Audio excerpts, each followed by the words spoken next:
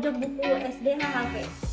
Rasanya masih afdal untuk saya mengucapkan selamat tahun baru di episode perdana tahun ini. Saat ini saya bersama dengan Ibu Agnes. Beliau adalah guru bahasa Indonesia di senior departemen. Nah, kita langsung saja membahas buku yang Ibu Agnes sudah pilih. Ibu Agnes, saya sudah melihat buku yang Ibu pilih dan juga saya membaca sebagian dari buku ini dan sungguh mengejutkan. Saya tidak memprediksi Ibu akan memilih buku ini dan memiliki, ternyata setelah kita ngobrol ada background cerita mengapa Ibu memilih ini. Boleh diceritakan Bu, apa di balik latar belakang Ibu memilih buku ini? Oke, boleh banget Bu. Mungkin saya mulai dengan ini kali ya. Saya mau ajak Ibu juga nih, supaya langsung ngena gitu. Oke, coba. Kalau saya lakukan seperti ini, kira-kira dari gambar cover ini, perasaan apa yang muncul dari Ibu? Oke Bu, di situ muncul perasaan indah, perasaan menyenangkan karena itu ada taman laut yang berwarna-warni. Oke, nah momen seperti inilah yang membuat saya pertama kali jatuh cinta dengan buku ini Bu. Jadi pada saat itu saya tidak sengaja menemukan video di YouTube viewers tentang buku-buku yang hits saat ini, khususnya buku-buku bahasa Indonesia begitu, sastra Indonesia, novel Indonesia. Nah, salah satunya buku ini. Nah, pada saat itu dia melakukan hal seperti ini. Jadi bertanya juga apa yang saya pikirkan pertama kali pada cover ini. Dan sama jawaban saya seperti Ibu Yofi, keindahan laut ya. Itu indah banget. Ini kaya banget ya, Indonesia banget nggak sih Bu? Yes. Ya, tapi Bunaken ya. Tapi pada detik kemudian dia membuka tangannya dan ternyata ada satu pasang kaki yang terrantai di sini. Gitu. Wow, itu bikin kesan yang saya kesan yang wow, ada sesuatu yang luar biasa nih dari buku ini gitu. Nah, akhirnya hari itu juga saya memilih untuk buku ini pasti keren nih, saya baca akhirnya. Gitu. Dan benar saja Bu, rasa yang dibawa dari buku ini itu benar-benar kaya. Tentu ada keindahan Bu, nggak salah tadi kita memandang ini indah gitu. Benar. Tapi ya. ada kepedihan juga yang luar biasa dari isi buku ini. Begitu.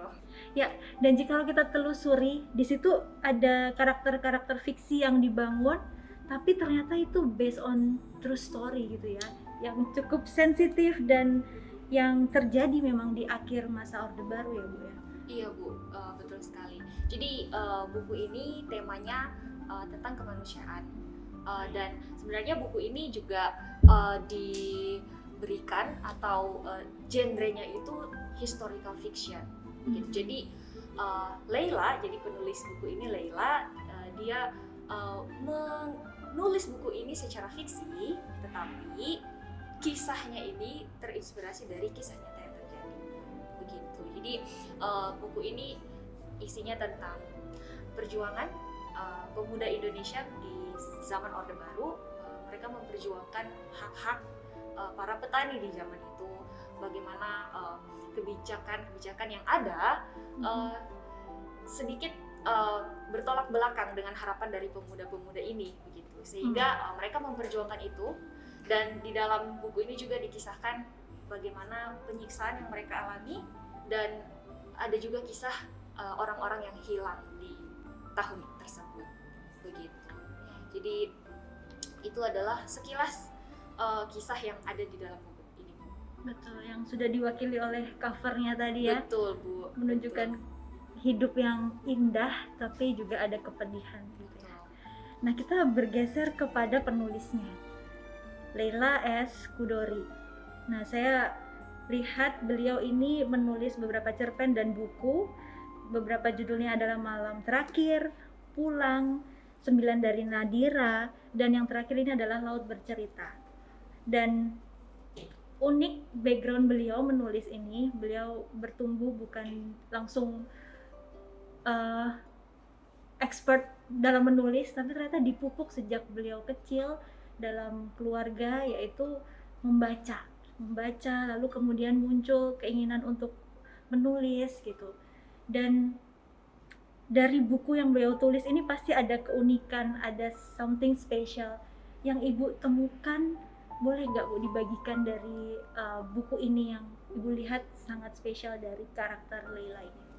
Oke, jadi sebelumnya ini adalah buku dari Leila yang saya baca pertama kali gitu.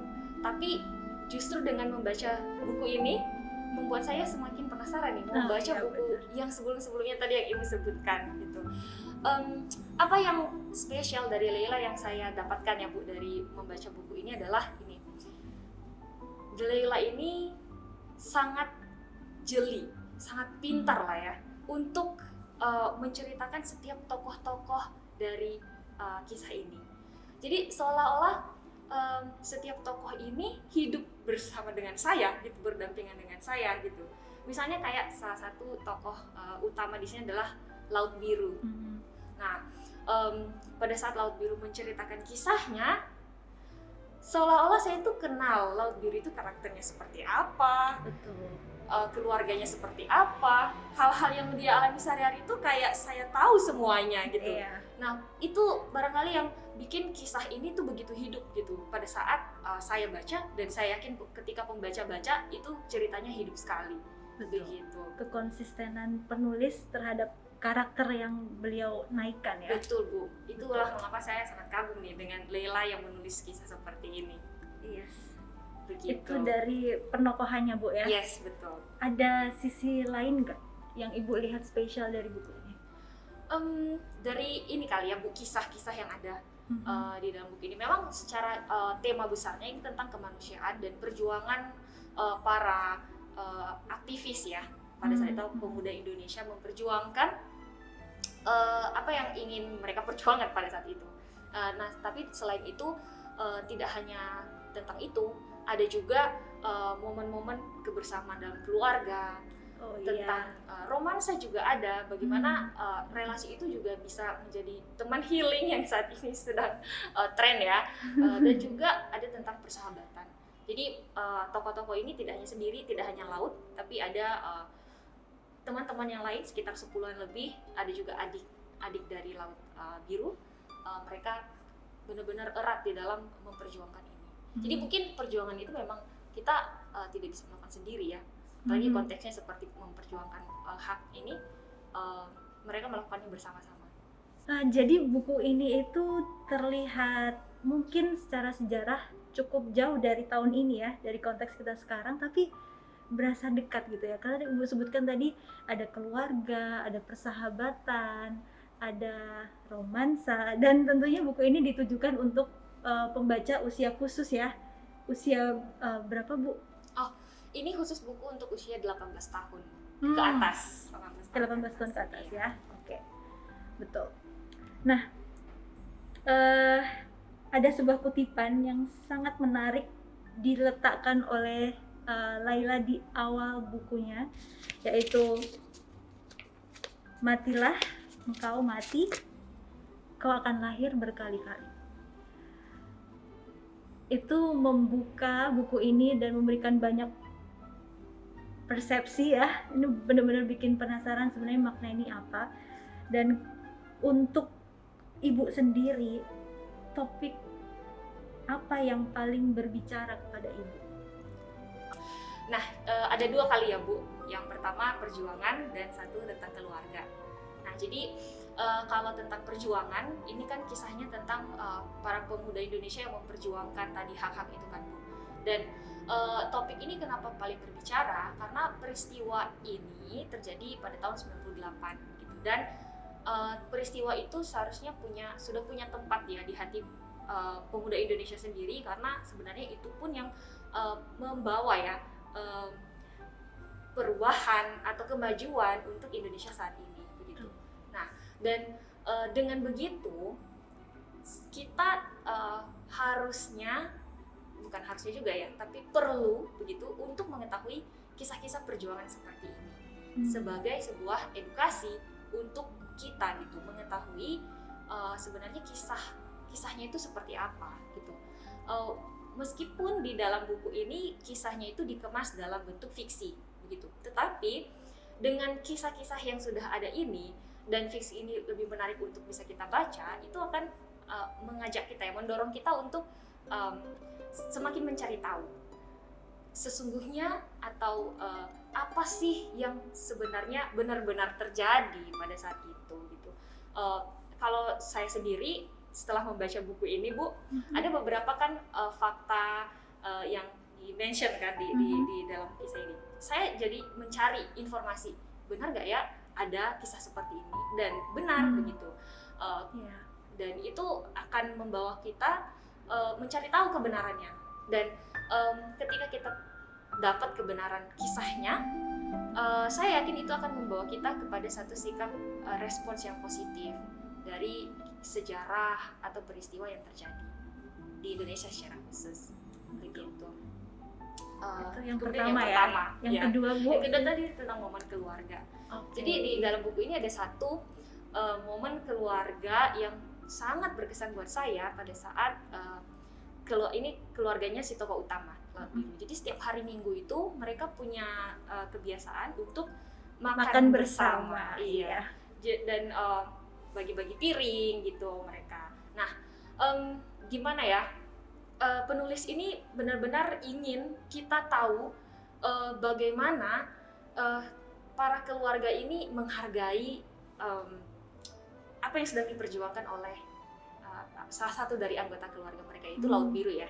Kita spesifik ke Laut Biru begitu. Dan momen-momen keluarga seperti itulah yang menjadi apa ya? Yang menjadi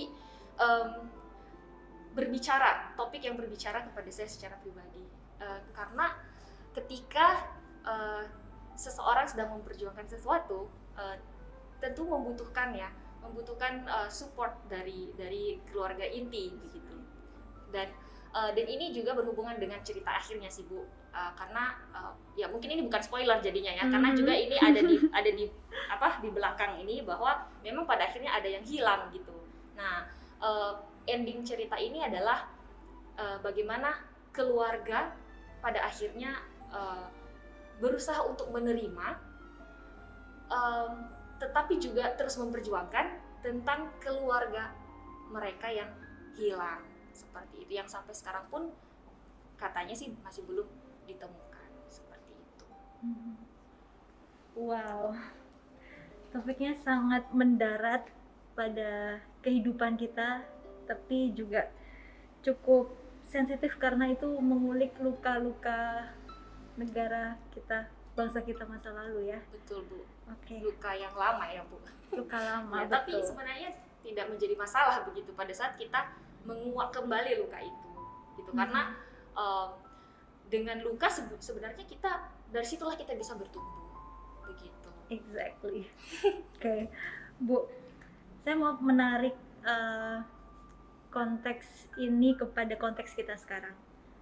Mungkin perjuangan itu di tahun 1998 itu bagaimana Ibu atau harapan Ibu tentang buku ini untuk para pembaca lainnya yang ada saat ini? Ya, harapannya sih kita tidak perlu takut untuk membaca buku-buku bergenre seperti ini, karena peristiwa 98 itu adalah fakta terjadi di negara kita begitu. Jadi harapannya adalah untuk pemuda Indonesia atau kita sebagai anak muda Indonesia, kita benar-benar memaknai kalau perjuangan itu nggak gampang gitu, nggak instan gitu perjuangannya. Kalau di konteks dulu 98 mereka memperjuangkan sesuatu hal yang seperti ini gitu, sebuah hak-hak yang memang harus diperjuangkan. Tapi pada saat sekarang ini kita perlu mempertanyakan lagi, atau kita perlu melihat kembali apa sih yang perlu kita perjuangkan di konteks zaman saat ini. Apakah perjuangan tentang akademik kita saat ini, tentang bagaimana kita beradaptasi dengan teknologi-teknologi atau perkembangan yang ada begitu. Dan ya kita juga bisa mengambil satu sikap ya, perjuangan positif seperti apa yang bisa kita ambil sebagai anak muda Indonesia di dalam mempertahankan begitu kesatuan bangsa yaitu tentunya peran-peran yang perlu kita ambil gitu.